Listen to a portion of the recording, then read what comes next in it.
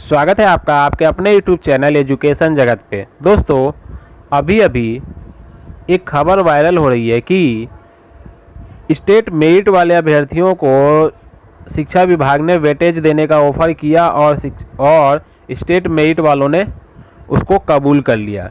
तो दोस्तों, ऐसा कुछ भी नहीं है। हमारे साथियों ने आंदोलन किया था, भूख हड़ताल किया था। भूख हड़ताल करने के बाद जब आज दूसरा दिन था, कल शुरू किया था और अनशन शुरू किया था और आज भी आंदोलन चालू था, तो शिक्षा विभाग पूरी तरीके से हिल गया है। उसको मालूम है कि उसने अन्याय किया है और इसीलिए उसने रात को भी आंदोलन वहाँ से क्या क्या हटा दिया था अभ्यर्थियों को। लेकिन अभ्यर्थी क्या है, सुबह दोबारा पहुँच गए। तो शिक्षा विभाग पूरी तरीके से हिला हुआ है क्योंकि उसको मालूम है कि ये अन्याय हुआ है। उसने गलत फैसला 26 जून को सुनाया है।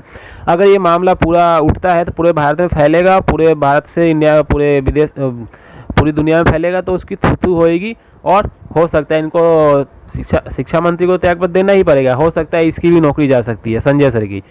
इसीलिए उन्होंने मिलने के लिए बुलाया था और उन्होंने ये बात सही है कि ऑफर किया था स्टेट अभ्यर्थियों को कि आप लोग वेटेज ले लो और बहाली के लिए मान जाओ और इस तरीके से बहाली कर लो और नॉट मेरिट को शामिल कर लो। लेकिन जितने भी हमारे स्टेट अभ्यर्थी हैं जो संजय सर से मिलने गए थे, उन लोगों ने साफ साफ मना कर दिया कि हमें कोई भी वेटेज नहीं चाहिए, हमें वेटेज से कोई लेना देना नहीं है। हमें पूरे के पूरे 30,675 अभ्यर्थियों की बहाली चाहिए और जल्द से जल्द नियुक्ति चाहिए।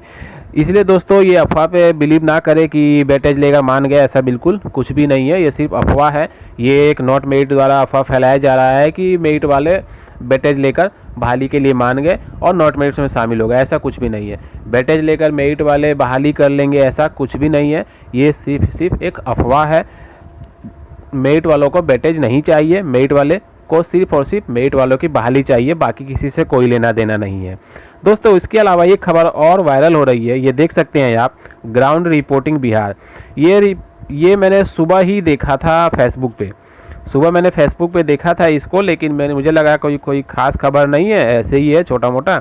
और मेरे ख्याल से छोटा ऐसे ही है, लेकिन फिर भी अभी क्या है, शाम के टाइम में वायरल हो रही है, यानी अभी तो वर्तमान में अभी वायरल हो रही है। इसलिए चलिए इसको भी देख लेते हैं। Ground reporting Bihar. बिहार शिक्षक बहाली को लेकर पटना हाईकोर्ट का बड़ा दिशा निर्देश। सुरेंद्र प्रताप सिंह के एक PIL के जवाब में न्यायालय ने कहा, शिक्षक बहाली से जुड़े तमाम चीज प्रधान सचिव के पास रखें। यदि 3 महीना के अंदर वो आपकी बात कंसीडर नहीं करते हैं तो न्यायालय एक्शन लेगी, क्योंकि आपकी तमाम बातें पॉजिटिव है। ठीक है, यानी सुरेंद्र प्रताप सिंह ने कोई PIL दायर किया था तो न्यायालय ने कहा कि जो भी आपने सबूत पेश किए हैं वो सारे के सारे बिल्कुल सही है और पॉजिटिव है। इसीलिए आप 3 महीने का समय दिया कि आप शिक्षा विभाग के पास जाएं और उन्हें ये बात बताएं।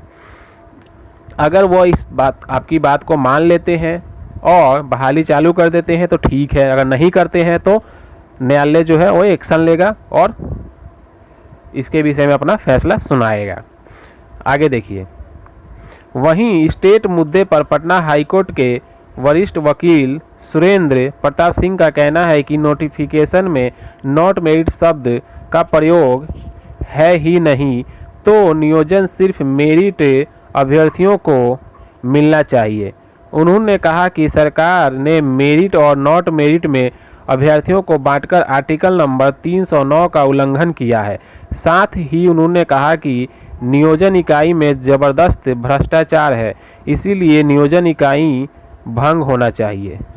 ठीक है, यानी इसमें ये कहा गया है, जो सुरेंद्र प्रताप सिंह वकील हैं, उनको ये कहा गया है कि उन्होंने ये कहा है कि नोटिफिकेशन में नॉट मेरिट शब्द का उल्लेख नहीं था और ना ही ये कहा गया था कि इसमें नॉट मेरिट भी शामिल, बहाली में नॉट मेरिट भी शामिल होएगा। विज्ञापन में ऐसा कुछ भी वर्णन नहीं है। इसीलिए इस बहाली में केवल और केवल मेरिट अभ्यर्थियों का ही हक है और मेरिट अभ्यर्थियों की ही बहाली होना चाहिए। और नियोजन में क्या है कि भ्रष्टाचार फैला हुआ है, हर जगह पैसे मांगे जा रहे हैं, लाखों रुपए में शिक्षकों के पद बेचे जा रहे हैं। ऐसा भी मामला सुनने में आया है। ये सारी बातें उन्होंने कहा और उन्होंने इस बात को उठाया कि नियोजन को रद्द कर दिया जाए और मेरिट अभ्यर्थियों की जो बहाली है वो डायरेक्ट किया जाए। यही नहीं, जो सरकार ने जो किया है मेरिट और नॉट मेरिट में बांटकर और बहाली को फंसाने का, वो धारा 309 का उल्लंघन भी सरकार ने किया है, क्योंकि इस बहाली में नॉट मेरिट का कोई लेना देना नहीं है। मेरी आज तक कोई भी बहाली होती है उसमें सिर्फ और सिर्फ